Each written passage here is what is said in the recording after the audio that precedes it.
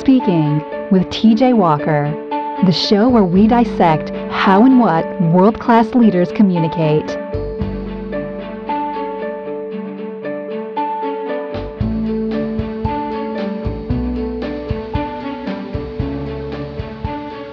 Welcome to the show. Today's show is a little bit different. Typically, on the program, I am giving you examples of what do to in the media, how to help yourself with the media, the benefits of speaking to the media, how fascinating, influential people communicate effectively to the media. But I don't want to be unfair. There can be a real downside to speaking to the media. I mean, after all, people do lose their jobs sometimes by speaking to the media. Some of you have heard me talk in the past about how a quarter of a century ago I, in fact, lost my job because of a particular quote. So I wanted to just share something with you today. As many of you know, I'm from time to time called on to be a guest on other talk shows, news networks. I've been on Fox, MSNBC, Court TV, The Daily Show, CNN. I've been on basically every network, and I say that not to sound like a braggart, but just to let you know that this isn't my first time at the rodeo. And I do want to give you a sense of some of the downside. Just yesterday, I was invited to appear on, frankly, a pretty obscure cable TV news show. It's RT. It's the Russian television network. Some have criticized it as being a propaganda tool of Putin. I'll leave that for others to determine. But I was asked to give my honest opinions on the presidential campaign. Now, I'm not going to bore you with my opinions of who would be a better president. Everybody has opinions on that. I was giving analysis of communication trends, but when you're talking about presidential politics, people just automatically assume if you say something negative about one person or positive about the other, you're clearly in that camp. And when it comes to presidential politics or politics in general, people throw all sorts of common decency aside. The second they feel that you have a political opinion different from their own, they feel very free to just trash you and vilify you. So I want to share some of the comments. This is just, again, one short little interview. This was like a 10-minute interview I was on. And I want to just share with you some of the comments. At this point, there are more than 400 comments about this particular video clip. And I share with you these so you do have a sense that, okay, if you're going to be in the media, you can be intellectually honest, you can look your best, sound good, professional, competent. You are going to get mostly nastiness and bile. Now, maybe there were some positive comments about me. I haven't seen any yet out of the 400 and some. So here's a typical comment. And I'm going to edit out the nastiest ones because I don't want to be banned from India and some of the places where we are on the clean-only content on iTunes. But here's something. The Jerg Profile writes on YouTube, TJ Walker, what a sleaze. That's it. He doesn't take the time to articulate what I said, but I have to conclude it's simply because I said something nice about a political figure that he doesn't like. And here's another comment about me. This is from someone named Section 2. Looks like a demon. Okay?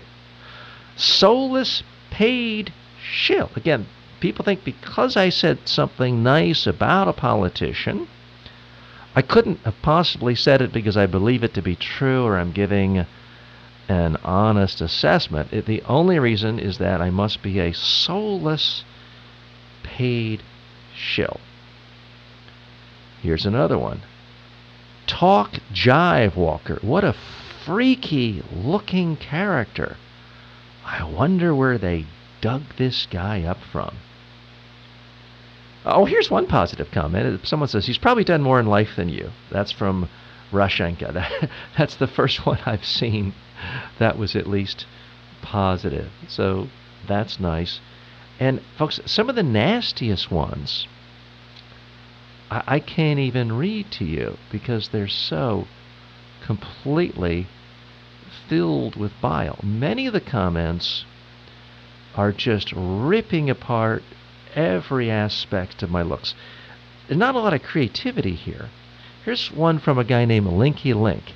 He says, that guy looks evil.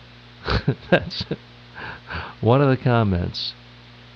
And here's some, again, that are just so vile I can't even repeat. Here's another one who says, talking about me, he looks like Putin, ironically. Is he evil? Yeah, he reminds me of an evil character in a cartoon. Now, there are a lot of wildly misogynistic comments in here about me, Trump, especially Hillary Clinton. A lot of anti-Semitic comments. TJ is such a expletive-faced shill. Again, nobody's actually making rational arguments of where I have factually misstated something or making a counter-argument. It's just entirely ad hominem. Here's another one from somebody named Hive Tyrant 36.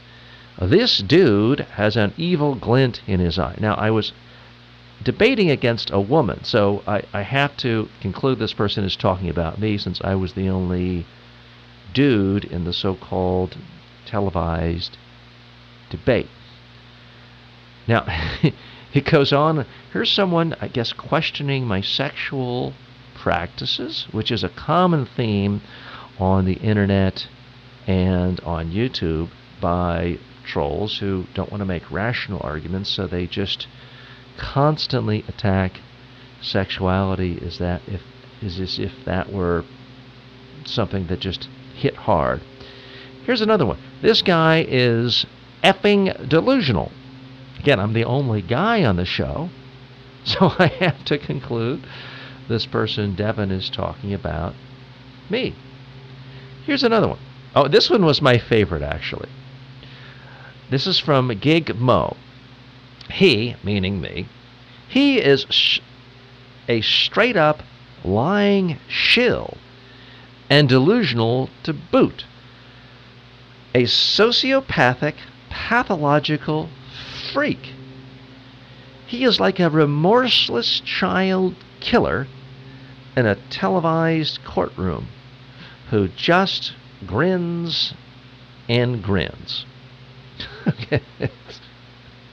Now, folks, you may be wondering, what in the world did I say? I can assure you that I basically gave straightforward, moderate political analysis that is not different than what probably 60% of Americans believe about a particular candidate. And I don't even want to mention the candidate because I don't want to color this whole debate here. The only reason I'm doing this show is I do want you to realize that on this particular topic is that there are some downsides to going into the media and entering public life, especially and in some ways almost exclusively when you are talking about politics.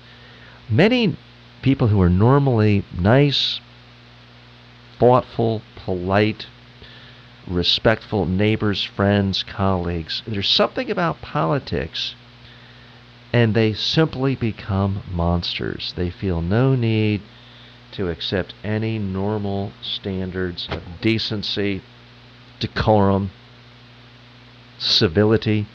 It all goes out the window, and they take the attitude of, I have a position on policy A, and I like a candidate who espouses policy A. You like a candidate who represents policy B. I'm now, therefore, entitled to say you're a monster and you're a child molester and you're worse than Hitler. That seems to be the thought process of people when they go on the internet, especially when they are talking about politics on YouTube. Here's another one. Jay King. Dude from New York, that's me, is a joke. Get your fake expletive smile out of RT. So apparently it's okay to smile if you agree with people.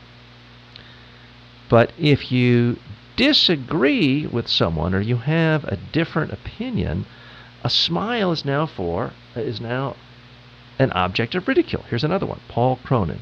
T.J. Walker, an odiously obtuse, sycophantic lapdog.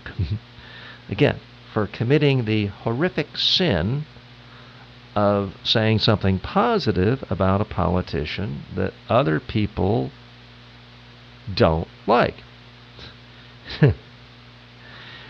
Here's someone who actually asked a question. TJ, show me that the person you're talking about is actually taking this position. Someone who actually at least made an attempt to ask a question, which is rare. Again, typically it's just ad hominem attack. It's just nastiness.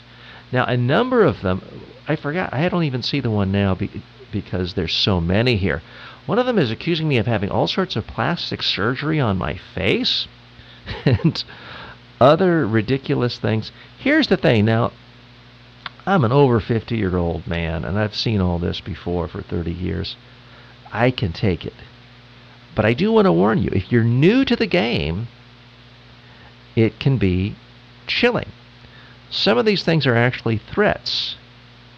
And I, in fact, have had many death threats on the internet posted before. I don't see any here that quite get to that point. Again, all of this for the sin of saying something nice about a politician that is actually viewed favorably by, at this point, a plurality of Americans.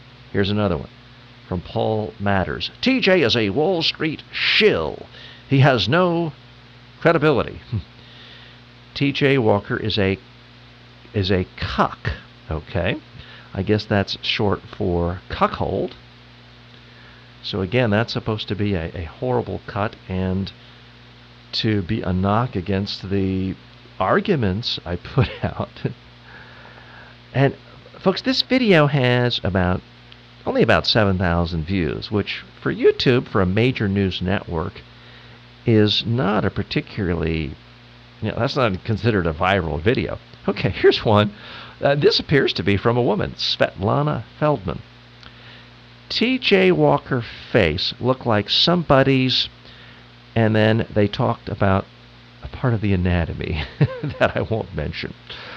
I like when American women pretend that they nearly virgins when in reality they are cheap sluts. Hillary Clinton left a lot of dead blah blah blah. Just bizarre nonsense. So here's my advice, folks.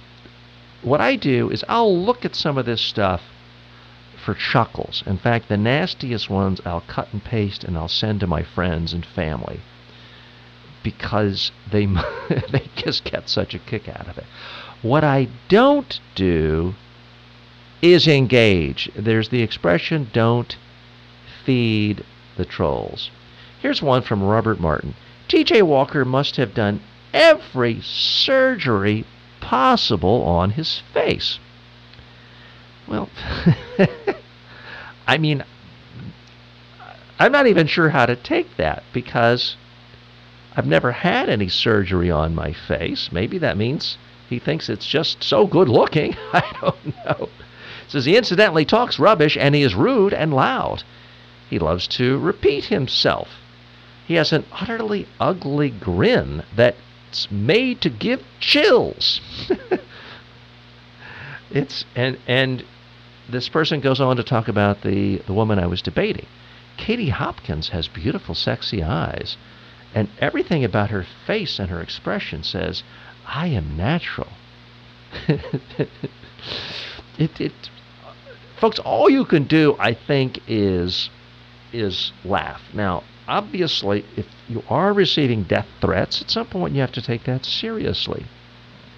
And I do think as nasty and as vicious as so much of the commentary is against me and attacking every part of my body and face and hair, it's about 1,000 times worse for any woman. I wish that weren't the case, but I think that is true. Here's one from Millie, God bless. TJ, you are the worst. And it just goes on to rant and rant. Here's another one, Ronald. But TJ Walker is and then it goes on to use the word that's similar to donkey, and he should be using an, not a, but most people who write invective on the internet are not particularly keen on great grammar. Here's one. TJ Walker is a true piece of trash. Okay. Here's another one. TJ Walker is a numpty. Don't know what that means, but it sure doesn't sound like a compliment. It goes on. Here's one. Disgusting guy, love to lick old, and then we go into Donald Trump vocabulary. You can, I think, figure that out. I find it offensive for TJ, and they go on and on and on. So, folks, you get the idea. If you're looking, I'm not going to do this program the justice, and these trolls the justice of giving them extra attention and publicity. If you really want to look for it, I'm sure you could. This is on the Russia Today network on their YouTube channel. And again, I say this not to dissuade you from speaking out, from voicing your political opinions, but I do want you to be prepared. People will be nasty. They may try to hack your website. They may try to go after your clients. All of those things have happened to me before. People, when it comes to politics, they may be your very best neighbor, best friend, someone you could go to at 3 in the morning if you have an emergency and you need someone to take you to the hospital. Those very same people will slice you to ribbons when they have the anonymity of the internet. My advice is either ignore it completely or look at it and laugh at it. That's really all you can do. I'm TJ Walker. Thanks for joining me today. We'll be back with regular programming tomorrow. We got a great interview with you with Todd Johnson, so please tune in tomorrow for that. Hope you're enjoying the rest of your weekend. Take care. Thanks for listening to Speaking with TJ Walker.